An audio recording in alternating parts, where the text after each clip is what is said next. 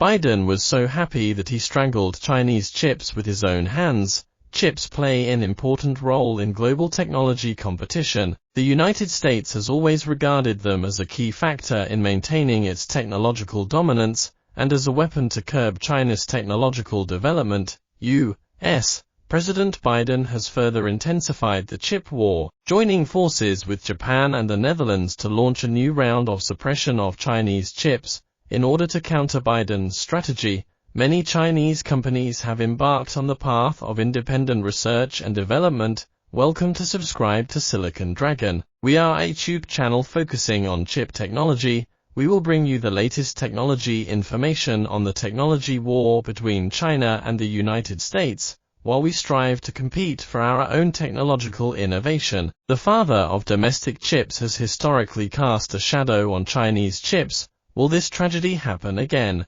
The name father of chips appeared in China, which surprised countless netizens. China actually has the father of chips. So why is China's chip development path so bumpy and difficult?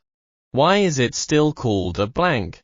Many people have pointed out that in the history of the development of China's chip industry, there was indeed a figure who was once known as the father of China's chips. However, he was not the real creator, but the biggest obstacle to the development of China's chips. They said that he was the father of chips. It's no exaggeration to think of him as the Bernie Madoff of the world. The father of chips developed a Chinese chip called Hangxin. The emergence of this chip shocked the world. Hangxin's process technology has reached the world's most advanced level, and its performance is even better than that of some American chip giants. Behind this domestic chip is a shocking scam, which has cast a huge shadow on the development of Chinese chips. The big liar Chen Jin, the man nicknamed the father of chips, is called Chen Jin. Chen Jin graduated from Tufts University. He also studied at the University of Texas in the United States, and holds a doctorate from the University of Austin.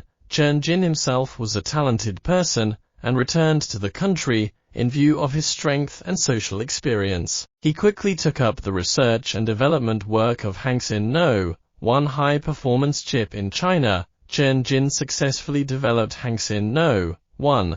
The success of Shanghai Jiaotong University's Hangxin 1, which is claimed to have world-leading performance, is enough to compete with Intel's products of the same period. Just when everyone thought that China was overtaking in the chip field and catching up with the world level, an article exposing the fraud of Hangxin No. 1 gradually attracted public attention. The Hangxin No. 1 developed by Chen Jin was actually a chip purchased from Motorola. Chen Jin did not make much changes to the chip. He just relabeled the chip with the Hangxin logo, which immediately caused a stir in society. Huge response. People did not believe what the article said and thought it was another Western conspiracy theory, taking advantage of China's confidence and enthusiasm for independent research and development. Some netizens even went out of their way to exchange trolls with trolls. What is the truth? As the incident continued to unfold, the state began to investigate. The investigation results showed that the Hangxin No. 1 developed by Chen Jin was indeed a fake, which immediately caused a sensation in the society. It not only hurts the confidence of the people, but also has a huge impact on Chinese chips. Since Hangxin is a key national support project, a group of Chen Jin's Hangxin projects have defrauded a total of 1.1 billion in scientific research funds, resulting in other Chinese chip projects being unable to obtain sufficient financial support. When its scam was exposed, Chen Jin had already transferred the money to the United States. This approach has brought China's chip development to a standstill, almost delaying it for 13 years. Only a few companies have HiSilicon at this time. In 2009, HiSilicon launched a GSM low-end smartphone solution. The system used at that time, and the application processor used by HiSilicon at that time, the AP chip, had only a 110 nanometer process, which was half the process of the same period. So everyone did not. I'm not optimistic about it. It's not even as good as Xiaomi's mobile phones. However, after this failure, AVN was determined to make good chips. his silicon semiconductor has been upgraded and reformed, and Wang Jin is responsible for the development. Wang Jin is known as the Desperate Saburo. After 3 years of research, this mobile phone uses the K3VR chip. Unfortunately, the compatibility of the chip is poor, and ultimately it still has little splash in the market. The P6 attracted consumers with its thin body and appearance, but it still had big internal problems. The P6 allowed Huawei to gain a firm foothold in the mobile phone market. Regrettably, Wang Jin died of overwork. Fortunately, Huawei chips have not been affected. Since then, Huawei's chips have begun to go uphill. In 2014, Huawei launched the Kirin chip. In June 2014, the release of the Kirin 920 chip meant that his silicon chip processors took off their immature shells. Huawei has evolved from a much ridiculed Chinese mobile phone to a Chinese mobile phone full of honors, and has also gradually evolved from derogatory terms such as high imitation and copycat. The success of his silicon chips has also made Huawei the spokesperson for Chinese mobile phones, and it has also gained a group of fans. After the US ban, Huawei has made considerable achievements in mobile phones, and together with Xiaomi, Vivo, and Oppo, it is one of the 4 major domestic mobile phone manufacturers. Huawei pays more attention to research and development. Although Huawei's Kirin chips have achieved good results in the market, his silicon is still not satisfied. It is still focusing on independent research and development. In 2018, a consumer electronics show was held in Berlin, Germany, and his silicon showed off its masterpiece. The Kirin 980 chip is the industry's first 7nm chip. It has dual-core NPU technology and is equipped with 6.9 billion transistors. It brings together all his silicon's processes and technologies. Although the Kirin 980 chip is still unable to use 5G networks, it shocked the world. It was also the emergence of the Kirin 980 chip that the United States did not expect, that there were still companies in China insisting on independent research and development. As a country that relies on patents and technology to harvest the world, the United States will never allow this kind of behavior to happen. It cannot allow a company to appear in the world that threatens its monopoly. The United States has begun to block China's semiconductor technology and strangle it in its growth stage. Under the blockade of the United States, the development of my country's science and technology and chip research, while the country invests funds and efforts to encourage progress, are extremely selfish for their own personal interests. It is crucial to prevent people like Chen Jin from reappearing. China has been carrying out risk regulation, and some big figures in the domestic semiconductor chip industry have been investigated again. If our defense line is dismantled from the inside first, and historical tragedies are always staged in China, then this will undoubtedly make Biden very happy and will not let the tragedy happen again. China is bound to break through the chip barrier, take core technology into its own hands, create a fairer market for Chinese companies, and let China's technology be at the forefront of the world. A previous piece of news shocked people all over the world and attracted the attention of media around the world. People all over the world focus their attention on the United States and the identity of this Chinese American. After fierce competition, this Chinese man named Locke won the trust of US President Obama and successfully became the US Secretary of Commerce. By virtue of his far superior ability and rich political experience, Gary Locke also made history when he was appointed as the U.S. Secretary of Commerce. He became the first Chinese American and Asian to serve as a minister in history. But what is less known is that he is also the first Chinese American minister in the history of the United States. After he became the Minister of Commerce, people all over the world, including the Chinese people, believed that Locke would be an opportunity for China and the United States to ease their relations. China and the United States would usher in a rare honeymoon period, but they never expected that. However, after Locke took office, instead of actively cooperating with China in the commercial field, he continued to target China and suppress our country's private enterprises.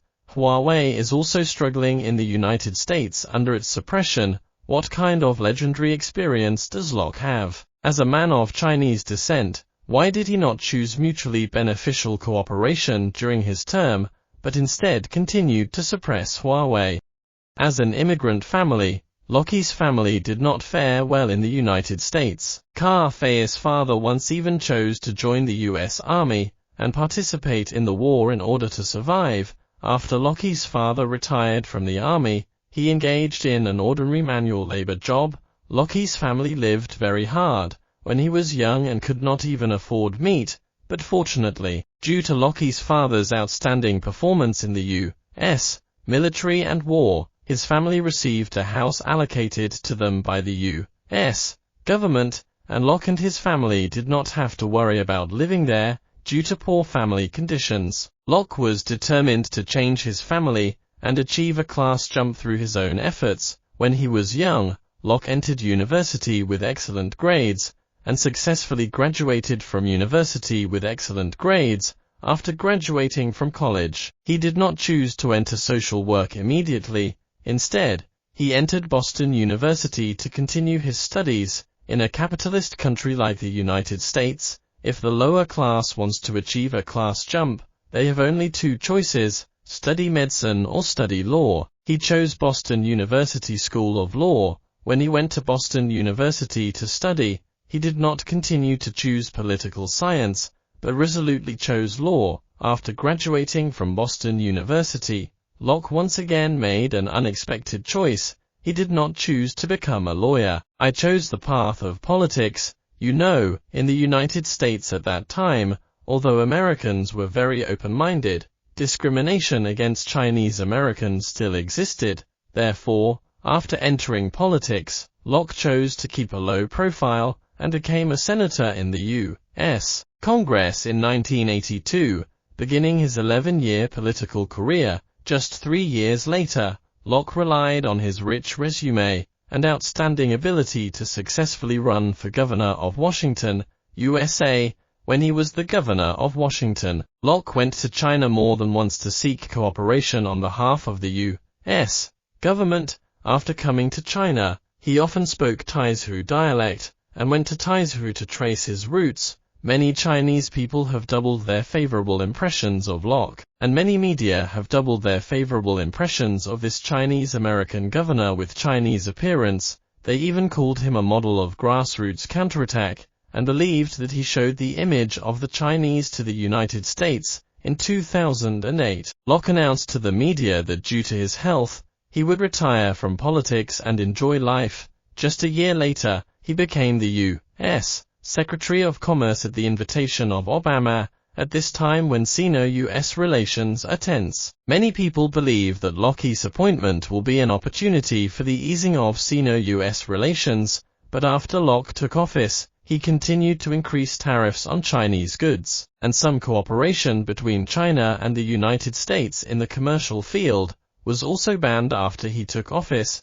In addition, in order to suppress China's monopoly on technology, he also relied on his power to suppress Huawei. Under his targeting of Huawei, companies in Europe and the United States also suffered heavy losses. As for Locke, the reason for targeting Huawei is also very simple. As a Chinese immigrant who received an American education, he is already a pure American in his heart. Therefore, as a sophisticated and self-interested American, everything he does is for the benefit of the United States, and what he does will no longer surprise people. After Gary Locke left office, he went to China many times to give money-making speeches, without mentioning his previous targeting of China. This attitude also annoyed many Chinese people. According to Global News, Biden officially signed an unprecedented investment restriction on China. As for why it is said to be unprecedented, it is because this restriction on China will be narrower than previous measures,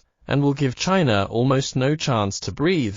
The U.S. government has been planning this restriction on China for nearly 2 years, and this time it has finally been settled. It is reported that this restriction will limit, or even prohibit U.S. direct investment in China in 3 areas: semiconductors, quantum computing and artificial intelligence. It is obvious that this restrictive measure against China has harmed the normal economic and trade environment between China and the United States, had a negative impact on the normal business decisions of enterprises, undermined the international economic and trade order, and seriously disrupted the global industrial and supply chains safety. It is not difficult to see that the dialogue restrictions signed by Biden this time go further than the previous restrictions on the chip bill issued by the United States. It is worth noting that this county order was signed on August the 9th, and the chip bill issued by the United States last year was also issued on August the 9th. Is there any connection between this, or is it just a coincidence? Back to the topic itself, China's Ministry of Foreign Affairs has responded, saying that China strongly opposes the United States' restrictions on the foreign investment of its own companies. This kind of decoupling and disconnection in the investment field under the guise of de-risking seriously violates the principles of market economy and fair competition that the United States has always advocated. China is seriously concerned about this and will reserve the right to take measures. In fact, not only China disagrees with this restrictive measure that clearly imposes sanctions on China in various fields, but also a large number of people in the United States have criticized it. According to media reports, U.S. officials have previously commented on this, saying that unilateral measures will not enable the United States to achieve its national security goals, because investment in China from other countries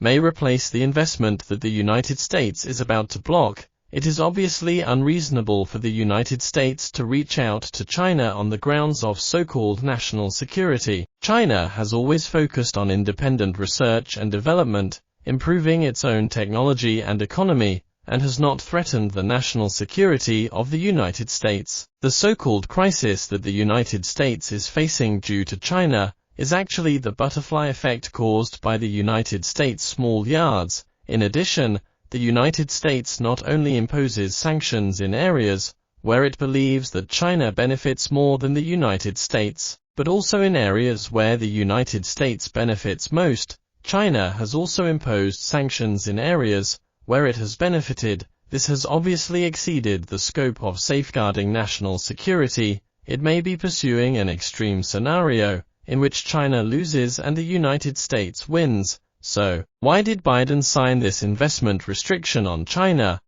Communication technology expert Shang Ligang pointed out in an interview with a reporter from the Global Times that due to the upcoming election next year, the Biden administration needs to show a tough stance towards China in order to cope with the pressure of the election, so they may use measures to suppress China as a way to win votes.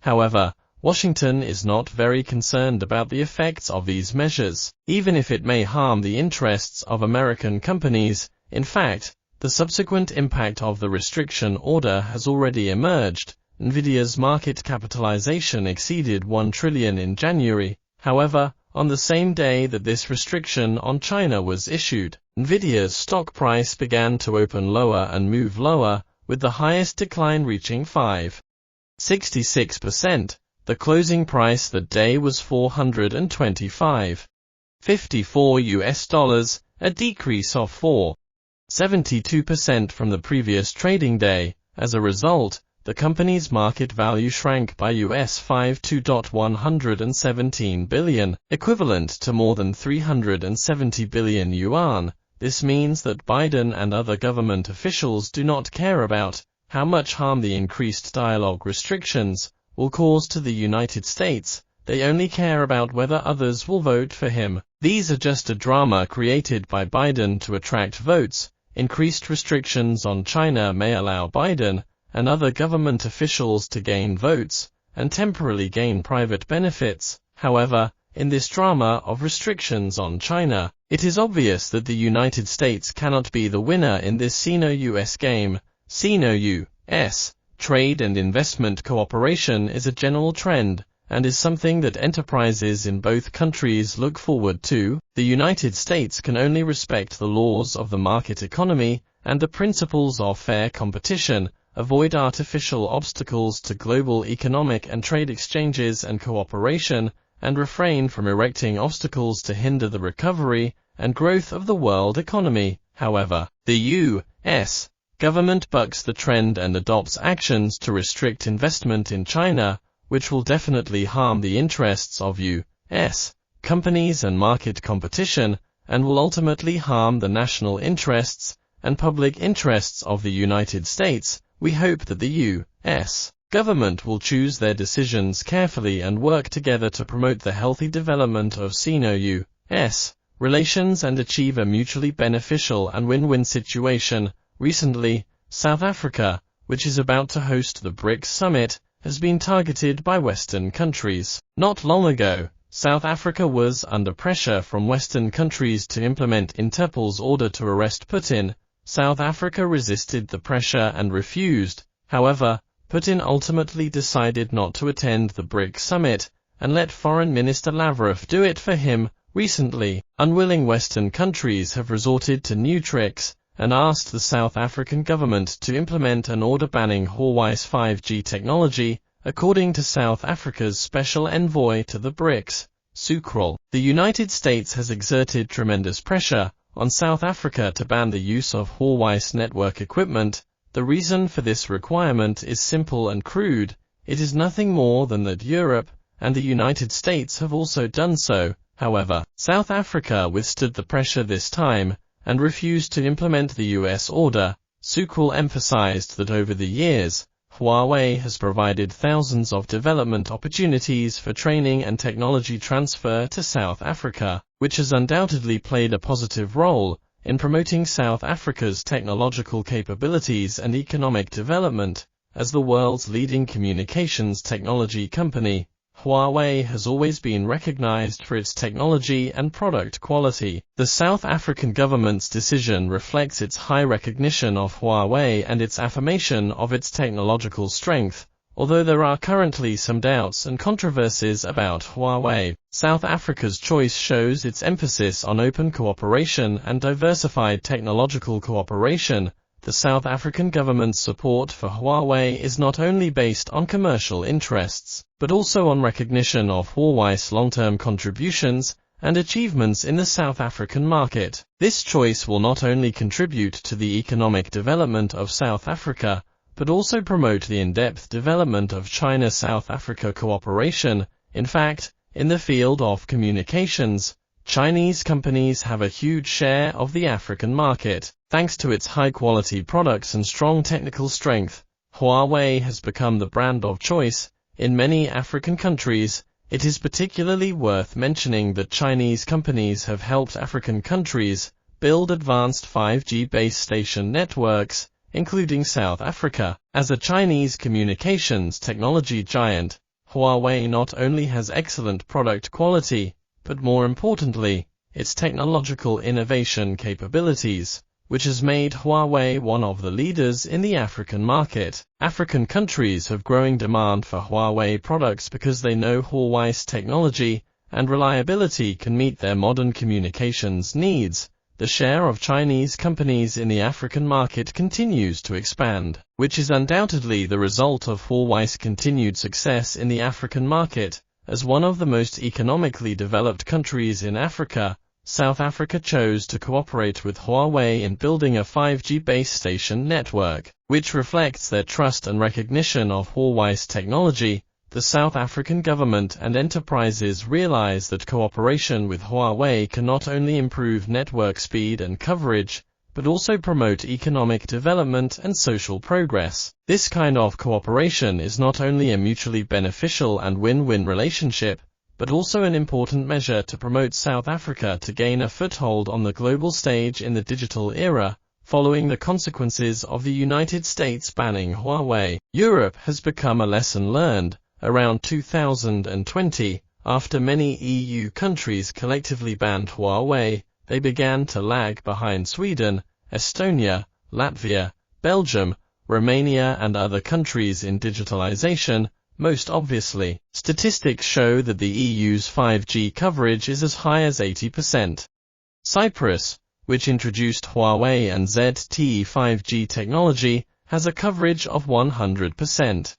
However, as a developed country, Sweden's coverage is only 20%, and its digital ranking in the EU has dropped from second place. By ninth, Latvia, Estonia, and Romania have less than 30% coverage, and their digitalization levels are at the bottom of the EU rankings. The lessons learned from the mistakes of EU countries are right in front of us. South Africa, which has already tasted the benefits of digitalization, will never give up on Huawei because of pressure from the United States. Countries that use political reasons to ban Huawei are actually setting restrictions on themselves and ultimately asking for trouble. The provocative behavior of the United States is nothing more than a strategy aimed at weakening the friendly relations between China and South Africa. This behavior not only undermines multilateral international cooperation, but also provokes the unity of BRICS countries. In fact, the BRICS countries,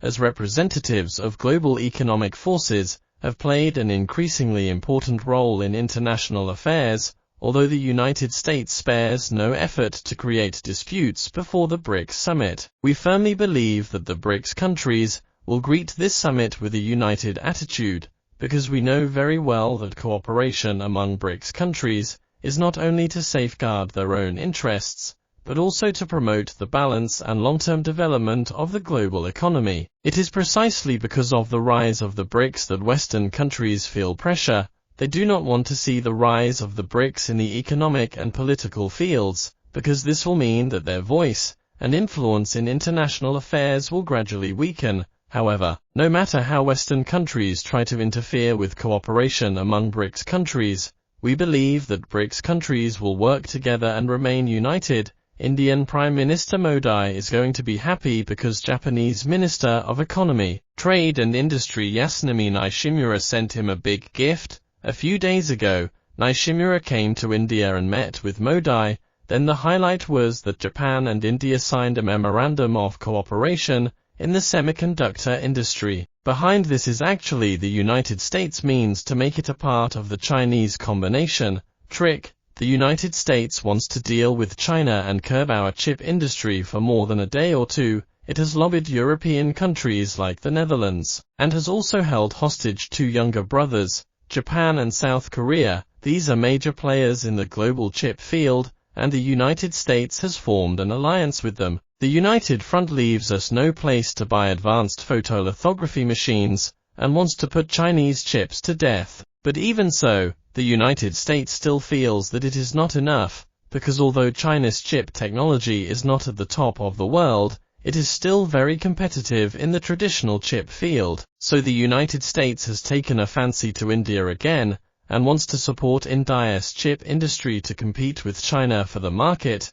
We know that India has always been very ambitious. Since the country has become stronger, it feels quite good about itself. Indians are so full of nationalism and pride that they even want to dominate South Asia. If such a country still has territorial disputes with China, then the relationship between China and India is destined to be bad. The United States also takes a fancy to India and takes the initiative to draw closer to India. Although India and Russia have good relations, the United States and India have a common language when it comes to dealing with China. When Modi visited the United States last time, Biden even promised to help India build an engine production line, which is really generous. In the chip industry, the United States is also very generous to India, and has also led its younger brothers, the Japanese and Taiwan authorities, to contribute to the development of India's chip industry. In March this year, the United States and India signed a memorandum.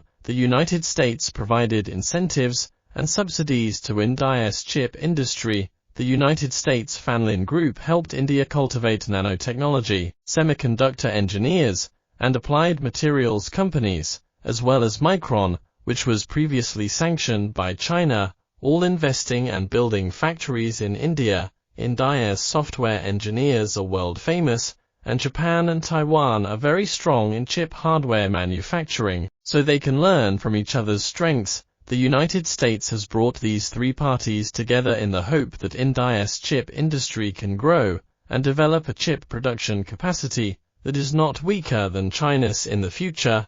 and challenge China's position in the chip field. The United States' calculations are very loud, but will things really go so smoothly? I don't think so. Do you still remember what happened to Xiaomi in India? Xiaomi was found an excuse by the Indian government and confiscated 4.8 billion yuan. Taiwan's Foxconn also recently announced its withdrawal from India. Foxconn invested US $19.5 billion in India, but the strong man cut off his wrists and flesh and ran away. Why? It's not because India's food scene is too ugly. If Foxconn doesn't run away, it may end up like Xiaomi. The dispute over the confiscation of all US $19.5 billion is indeed a graveyard for foreign companies. No other country in India can do this kind of thing of killing the goose that lays the goose to lay eggs, whether it is Xiaomi or Foxconn. These are lessons learned from the past, and prove that India is a trap. As a result, for the great cause of containing China, the United States has to drag its small partners to jump in together, even if it takes Japan. The United States will also bring our Taiwanese companies into the pit. After the cross-strait reunification in the future, what will happen? But it is all the wealth of the Chinese people, and now it is taking advantage of the Indians in order to fight against mainland China. After the Indians have defrauded the money, they have to use it to buy weapons. Pointing to China and Pakistan, companies from mainland China and Taiwan have stepped on all the pitfalls in India. If the United States does not learn from China's lessons, and insists on relying on supporting India to contain China, it will definitely regret it in the end. America, the water in India is too deep and you cannot control it. Thank you very much for watching, and we hope the information we have provided will be helpful to you. If you have cutting-edge information you would like to know, please leave us a message.